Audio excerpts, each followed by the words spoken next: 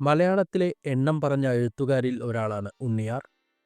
ലീലയും ഭയങ്കര കാമുകനുമൊക്കെ വായിച്ച് ത്രസിച്ചിരുന്നിട്ടുണ്ട് പണ്ട്. ഉണ്ണിയാർ പേന കൊണ്ട് മറ്റൊരു ലോകം തീർക്കുന്നയാളാണ്. അതുപോലെ തന്നെയാണ് ക്യാമറമാൻ വേണു. ക്യാമറ കൊണ്ട് മറ്റൊരു ലോകം തീർക്കുന്ന മനുഷ്യനാണ് വേണു. ഇവർ രണ്ടുപേരും ഒരുമിച്ച ഒരു മാസ്റ്റർ പീസ് ഐറ്റമാണ് 2014 പുറത്തിറങ്ങിയ മുന്നറിയിപ്പ്. മമ്മൂട്ടി എന്ന മലയാളത്തിൻ്റെ മികച്ച അഭിനേതാവിനെ സസൂക്ഷ്മം മാക്സിമം ഉപയോഗിച്ച സിനിമ കൂടിയാണ് മുന്നറിയിപ്പ്. ഒരുപാട് ലെയറുകളുള്ള സിനിമയാണിത്. ഫിലോസഫി, പൊളിറ്റിക്സ്, സൈക്കോളജി, അങ്ങനെ ഒരുപാട് ലെയറിൽ പൊതിഞ്ഞെടുത്ത സിനിമയാണ് മുന്നറിയിപ്പ്. ഈ വീഡിയോയിലൂടെ ഓരോ ലെയറും നമുക്ക് ചർച്ച ചെയ്യാം. വീഡിയോയിലേക്ക് പോകും മുമ്പ് ഒരു കാര്യം, യൂട്യൂബിൽ ഹൈപ്പ് എന്ന പുതിയ ഫീച്ചർ വന്നത് നിങ്ങൾ അറിഞ്ഞിട്ടുണ്ടാകുമല്ലോ. തീർച്ചയായും വീഡിയോ കാണുന്നവരെല്ലാം ഈ വീഡിയോ ഹൈപ്പ് ചെയ്യുക. ഞങ്ങളെപ്പോലുള്ള ചെറിയ ചാനലുകൾക്ക് റീച്ചാകാൻ അതൊരു ഹെൽപ്പാകും. അപ്പോൾ നമ്മൾ ഇന്ന് സംസാരിക്കുന്നത് ഉണ്ണിയാർ എഴുതി വേണു സംവിധാനം ചെയ്ത മുന്നറിയിപ്പ് എന്ന സിനിമയെക്കുറിച്ചാണ്. വീഡിയോയിലേക്ക് സ്വാഗതം. സിനിമയുടെ ക്ലൈമാക്സ് ആണ് പലരെയും വേട്ടയാടിയത്. മമ്മൂട്ടി എന്ന നടൻ്റെ ഡെവിലിഷ് ചിരി എന്താണെന്ന് ആ ക്ലൈമാക്സിൽ നമ്മൾ കണ്ടു. സിനിമ തുടങ്ങുമ്പോൾ കാലാവധി കഴിഞ്ഞിട്ടും ജയിലിൽ നിന്ന് പുറത്തിറങ്ങാൻ താല്പര്യമില്ലാത്ത രാഘവനെയാണ് നമ്മൾ കാണുന്നത്.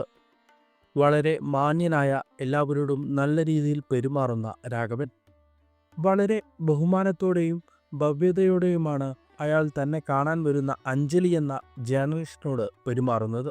ഇങ്ങനെയുള്ള ഒരാളാണ് CK രാഘവൻ എന്ന മമ്മൂട്ടിയുടെ കഥാപാത്രം. എന്തിന് രാഘവൻ രണ്ടുപേരെ കൊന്നു എന്ന ചോദ്യം അഞ്ജലിയെപ്പോലെ തുടക്കം മുതൽ പ്രേക്ഷകരായ നമുക്കുമുണ്ട്. അതിന് സിനിമ നേരിട്ടൊരു ഉത്തരം പറയുന്നില്ല. പക്ഷേ സട്ടിലായി എല്ലാ ചോദ്യങ്ങൾക്കുമുള്ള ഉത്തരം സിനിമ പറയുന്നുണ്ട്. എന്താണ് സ്വാതന്ത്ര്യമെന്ന ഫിലോസഫിക്കൽ ഡിബേറ്റാണ് സിനിമ കാതലായി മുന്നോട്ട് വെക്കുന്നത്. എന്താണ് സ്വാതന്ത്ര്യമെന്ന് എപ്പോഴെങ്കിലും ആലോചിച്ചു നോക്കിയിട്ടുണ്ടോ? ഫിലോസഫിക്കലി ഏറ്റവും കുഴപ്പിക്കുന്ന ചോദ്യമാണ് വാട്ട് ഈസ് ഫ്രീഡം എന്നത്.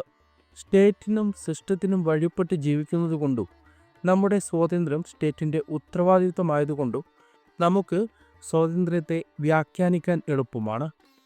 പക്ഷേ സ്റ്റേറ്റോ സിസ്റ്റമോ മറ്റൊരു വാല്യൂ പോലും ഇല്ലാത്ത ഒരിടത്ത്, അല്ലെങ്കിൽ ഒരാളുടെ മനസ്സിൽ, അവിടെ നിലനിൽപ്പ് അവനവൻ്റെ ആവശ്യം മാത്രമാണ്. അങ്ങനെയൊരു ഇടത്ത് എന്താണ് സ്വാതന്ത്ര്യം? അതാണ് സിനിമ മുന്നോട്ട് വെക്കുന്ന ചോദ്യം. സ്വാതന്ത്ര്യം സബ്ജക്റ്റീവായും അഥവാ വ്യക്തി അധിഷ്ഠിതമായും ഒബ്ജക്റ്റീവായും കാണുന്ന ചിന്തകന്മാരുണ്ട്. ഹോബ്സ്, ഹെഗൽ, ലോക്ക് തുടങ്ങിയ ചിന്തകന്മാരെല്ലാം സ്വാതന്ത്ര്യം ഒബ്ജക്റ്റീവാണെന്ന് വാദിക്കുന്നവരാണ്. അതായത് സ്വാതന്ത്ര്യം എന്നത് പുറമെയുള്ള ഒരു എൻറ്റിറ്റിയാണെന്നും അത് എല്ലാവർക്കും ഒന്നാണെന്നും അതിനെ ഓരോരുത്തർക്കും ഇഷ്ടമുള്ളതുപോലെ വ്യാഖ്യാനിക്കാൻ കഴിയില്ലെന്നുമാണ് ഇത്തരം ചിന്തകന്മാർ വാദിക്കുന്നത്. എന്നാൽ സാർത്ര, സിമൻ ദി ബോവിയർ തുടങ്ങിയ എക്സിസ്റ്റൻഷ്യൽ ഫിലോസഫേഴ്സ് എല്ലാം വാദിക്കുന്നത് ഫ്രീഡം സബ്ജക്റ്റീവാണെന്നാണ്. അതായത് സ്വാതന്ത്ര്യം എന്നത് അവനവന് ഇഷ്ടമുള്ള പോലെ വ്യാഖ്യാനിക്കാം. അവനവൻ തീരുമാനിക്കുന്നതാണ് അവനവൻ്റെ സ്വാതന്ത്ര്യം എന്നാണ് ഇവർ വാദിക്കുന്നത്. സാർത്ര സ്വാതന്ത്ര്യത്തെ വിശേഷിപ്പിക്കുന്നത് വളരെ വിചിത്രമായാണ്. സ്വതന്ത്രനാകാൻ വിധിക്കപ്പെട്ടവനാണ് മനുഷ്യൻ എന്നാണ് സാർത്ര പറയുന്നത്. അതായത് മനുഷ്യൻ്റെ ഏറ്റവും വലിയ ശാപമാണ് സ്വാതന്ത്ര്യം എന്നത്. മുന്നറിയിപ്പിലെ രാഘവനും സ്വാതന്ത്ര്യത്തെ സബ്ജക്റ്റീവായി കാണുന്ന മനുഷ്യനാണ്. അങ്ങനെ പറയുന്നതിനേക്കാൾ ഉചിതം പുള്ളി ഒരു എത്തിക്കൽ നിഹിലിസ്റ്റാണെന്ന് പറയുന്നതാണ്. മനുഷ്യൻ്റെ ഒരു പ്രവൃത്തിയും ഇൻഹറൻ്റ്ലി തെറ്റോ ശരിയോ അല്ലെന്നുള്ള വാദക്കാരാണ് എത്തിക്കൽ നിഹിലിസ്റ്റുകൾ. അതായത് കൊലപാതകം തെറ്റാണ്, ദാനധർമ്മം നല്ലതാണ്. ഈ രണ്ട് സ്റ്റേറ്റ്മെൻറ്റിലും തെറ്റോ ശരിയോ ഇല്ല എന്നതാണ് നിഹിലിസ്റ്റുകൾ വാദിക്കുന്നത്. തെറ്റും ശരിയും അവനവനാണ് തീരുമാനിക്കുന്നതെന്നാണ് എത്തിക്കൽ നിഹിലിസം പറയുന്നത്. ഞാൻ ആരെയും കൊന്നിട്ടില്ല എന്ന് രാഘവൻ പറയുന്നത് പോലെ ഫിസിക്കൽ ഫ്രീഡത്തെയല്ല രാഘവൻ സ്വാതന്ത്ര്യമായി കാണുന്നത്, മറിച്ച് ഇൻ്റലക്ച്വൽ ഫ്രീഡത്തെയാണ് അയാൾ സ്വാതന്ത്ര്യമായി കാണുന്നത്. ഞാൻ ആരെയും കൊന്നിട്ടില്ല എന്ന് രാഘവൻ പറയുമ്പോൾ ആ ആക്റ്റല്ല രാഘവൻ നിഷേധിക്കുന്നത്, മറിച്ച് ആ പ്രവൃത്തിയിലെ മോറൽ വെയ്റ്റിനെയാണ് രാഘവൻ നിഷേധിക്കുന്നത്.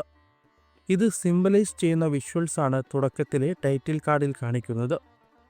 ചത്തപല്ലിയെ ഉറുമ്പുകൾ വഹിച്ചു കൊണ്ടുപോകുന്ന വിഷ്വൽസാണ് സിനിമയുടെ ടൈറ്റിൽ കാർഡിൽ കാണിക്കുന്നത്. ആ പല്ലി ചാകാൻ കാരണം ആ ഉറുമ്പുകളല്ല, പക്ഷേ ആ പല്ലി ഭൂമിയിൽ നിന്ന് ഇല്ലാതാകാൻ കാരണം ആ ഉറുമ്പുകളാണ്. അതായത് ആ ഉറുമ്പുകൾ ഒരു ഏജന്റ് മാത്രമാണ്. രാഘവൻ കരുതുന്നതും താൻ ഒരു ഏജന്റ് മാത്രമാണെന്നാണ്. മുമ്പ് പറഞ്ഞ പോലെ നിഹിലിസ്റ്റ് പേഴ്സ്പെക്റ്റീവിലാണ് രാഘവൻ ജീവിതത്തെ കാണുന്നത്.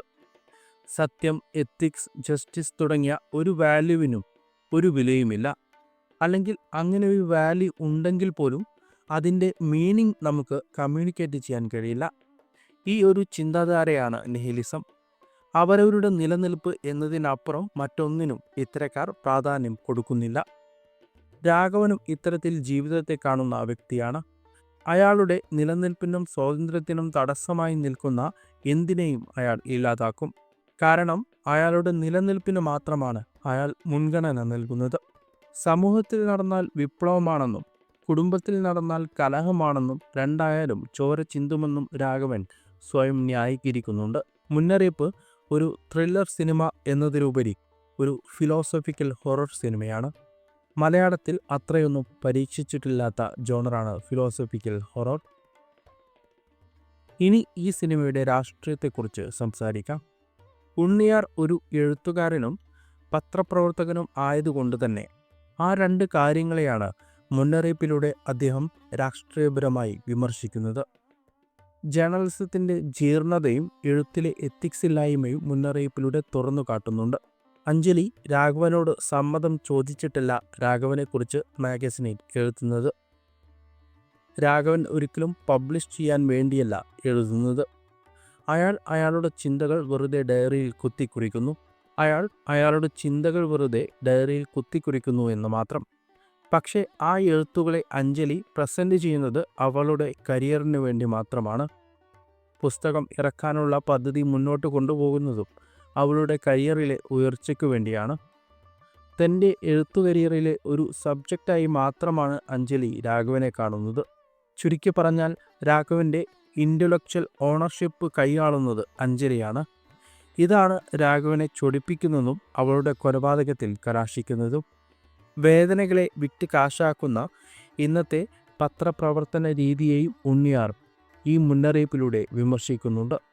എത്തിക്സ് ഇല്ലാത്ത ഏതെഴുത്തും വയലൻസ് ആണെന്നാണ് ഉണ്ണിയാർ പറഞ്ഞു വെക്കുന്നത്. അത് പത്രത്തിൽ എഴുതുന്നതാകട്ടെ പുസ്തകത്തിൽ എഴുതുന്നതാകട്ടെ, എത്തിക്സ് ഇല്ലാത്ത ഏതൊരെഴുത്തും അക്രമ പ്രവർത്തനമാണ്. എഴുത്തിനും ജേർണലിസത്തിനും ശേഷം ഉണ്ണിയാർ വിമർശിക്കുന്നത് ക്യാപിറ്റലിസത്തെയാണ്. എഴുത്തെന്ന ക്രിയേറ്റീവ് പ്രോസസ്സ് പോലും കുത്തക ഭീമന്മാർ വിഴുങ്ങുന്നതിൻ്റെ അപകടത്തെക്കുറിച്ച് സിനിമ പറയുന്നുണ്ട്. താൻ നിലനിൽക്കുന്ന മേഖലയെ തന്നെ ചോദ്യം ചെയ്യുകയാണ് ഉണ്ണിയാർ മുന്നറിയിപ്പ് എന്ന സിനിമയിലൂടെ. വീഡിയോ ഇവിടെ അവസാനിപ്പിക്കുന്നു. ഇത്രയും നേരം നിങ്ങൾ വീഡിയോ കണ്ടിട്ടുണ്ടെങ്കിൽ തീർച്ചയായും വീഡിയോ ലൈക്ക് ചെയ്യുക, ഹൈപ്പ് ചെയ്യുക, ചാനൽ സബ്സ്ക്രൈബ് ചെയ്യുക.